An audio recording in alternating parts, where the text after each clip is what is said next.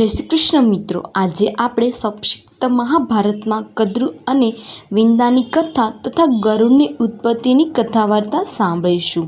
ઉગ્ર શિવાજીએ કહ્યું, શોનાકી ઋષિઓ, અમૃત મંથનની તે કથા જેમાં ઉષસવા ઘોડાના ઉત્પન્ન થવાની વાત પણ છે તે તમને કહી સંભળાવી. આજ ઉષસવા ઘોડાને જોઈને કદ્રુએ વિંદાને કહ્યું, બહેન જલ્દી બતાવ કે આ ઘોડો ક્યાં રંગનો છે? વિંદાએ કહ્યું, બહેન આ અશ્વરાજ શ્વેતવર્ણનો છે. તું એને ક્યાં રંગનો સમજે છે? કદ્રુએ કહ્યું, ખરેખર આ ઘોડાનો રંગ સફેદ છે, પરંતુ પૂંછડું કાળું છે. આવ આપણે બંને આ બાબતે શરત લગાવીએ. જો તારી વાત સાચી હોય તો હું તારી દાસી થઈશ, અને મારી વાત સાચી હશે તો તું મારી દાસી બનજે.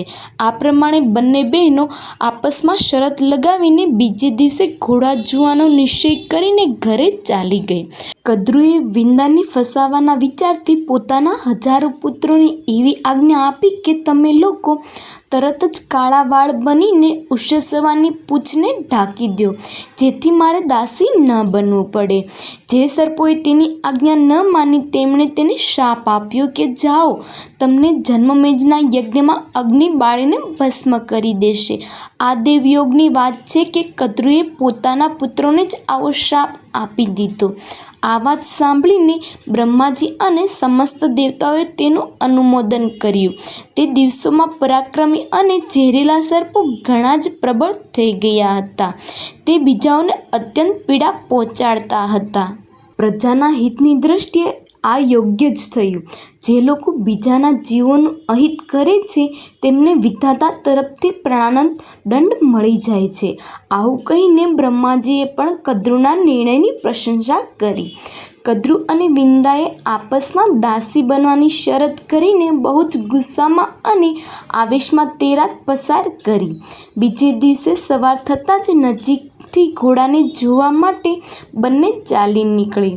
સર્પોએ એકબીજા સાથે વિચાર કરીએ એવો નિશ્ચય કર્યો કે આપણે માતાની આજ્ઞાનું પાલન કરવું જોઈએ. જો તેનો મનોરથ પૂરો નહીં થાય તો તે પ્રેમભાવ છોડીને ક્રોધપૂર્વક આપણને બાળી મૂકશે. જો તેની ઈચ્છા પૂરી થઈ જશે તો પ્રસન્ન થઈને આપણને પોતાના શ્રાપથી મુક્ત કરી દેશે. તેથી ચાલો આપણે ઘોડાની પૂંછને કાળી કરી દઈએ. એવો નિશ્ચય કરીને તેઓ ઉષસવાની પૂંછમાં વાળ બનીને વીંટાઈ ગયા, જેથી તેની પૂંછ કાળી દેખાવા લાગી. આ બાજુ કદ્રુ અને વિંદા શરત લગાવીને આકાશમાર્ગ સમુદ્રને જોતાં જોતાં બીજે કિનારે જવા લાગી. બંને ઘોડાની પાસે આવીને નીચે ઉતરી પડી. તેમણે જોયું કે ઘોડાનું આખું શરીર તો ચંદ્રમાના કિરણો જેવું ઉજ્જવળ છે, પરંતુ પૂંછ કાળી છે. આ જોઈને વિંદા ઉદાસ થઈ ગઈ. કદ્રુએ તેની પોતાની દાસી બનાવી દીધી.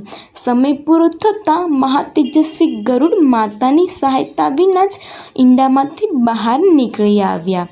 તેમના તેજથી દિશાઓ પ્રકાશિત થઈ ગઈ. તેમની શક્તિ, ગતિ, દીપ્તિ અને વૃદ્ધિ વિલક્ષણ હતી.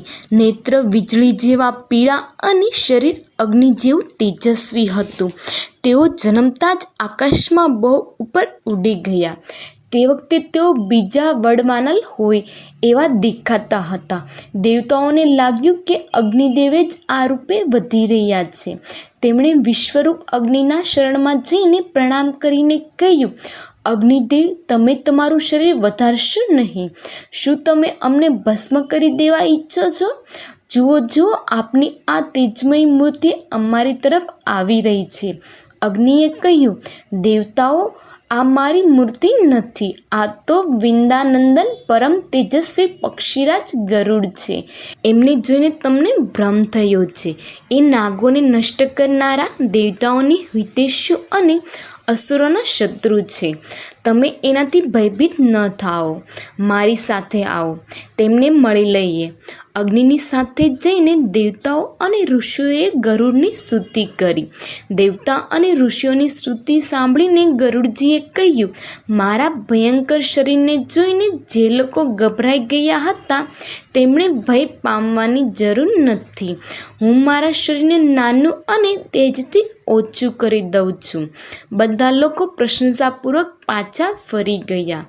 એક દિવસ વિનતી એટલે કે સૌમ્ય વિનતા પોતાના પુત્ર પાસે બેઠી હતી.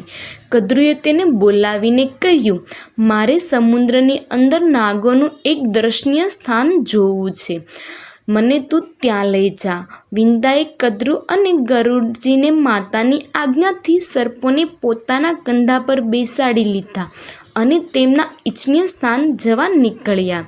ગરુડજીએ ઘણા ઉપર સૂર્યની નજીક ચાલી રહ્યા હતા, તેથી સૂર્યની તીક્ષ્ણ ગરમીને લીધે સર્પો બેહોશ થઈ ગયા.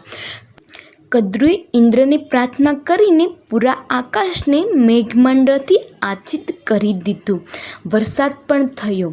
બધા સર્પો સુખી થઈ ગયા.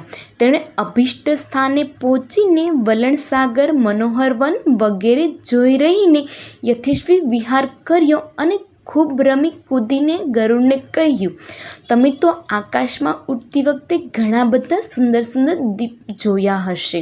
હવે અમને બીજા કોઈ દીપમાં લઈ ચાલો. ગરુડે થોડી ચિંતામાં પડી ગયા. તેમણે વિચાર કરીને પોતાની માતાને પૂછ્યું કે માં, મારે સર્પોની આજ્ઞાનું પાલન શા માટે કરવું જોઈએ? વિંદાએ કહ્યું, બેટા, આ સર્પોના કપટથી હું શરત હારી ગઈ અને દુર્ભાગ્યવશ મારી શોક કદ્રુની દાસી થઈ ગઈ. પોતાની માતાના દુઃખથી ગરુડ પણ દુઃખી થયા. એમણે સર્પોને કહ્યું, સર્પો, સાચે સાચું કહો, હું તમને કઈ વસ્તુ લાવી આપું, કઈ વાતનો પતો મેળવી આપું, અથવા તમારા લોકોનો કયો ઉપકાર કરી દઉં, જેથી હું અને મારી માં દાસત્વથી મુક્ત થઈ જઈએ? સર્પોએ કહ્યું, ગરુડ, જો તમે પોતાના પરાક્રમથી અમારા માટે અમૃત લાવી આપો તો અમે તમને અને તમારી માતાને દાસત્વથી મુક્ત કરી દઈશું. સંક્ષિપ્ત મહાભારતમાં કદ્રુ અને વિંદાની કથા તથા ગરુડની ઉત્પત્તિની કથા અહીં સમાપ્ત થાય છે. જો મિત્ર તમને આ મારો વિડીયો પસંદ આવ્યો હોય તો મારી ચેનલને લાઇક, શેર અને સબસ્ક્રાઈબ કરી દેજો. તેમજ કોમેન્ટ બોક્સમાં લખજો જય શ્રી કૃષ્ણ.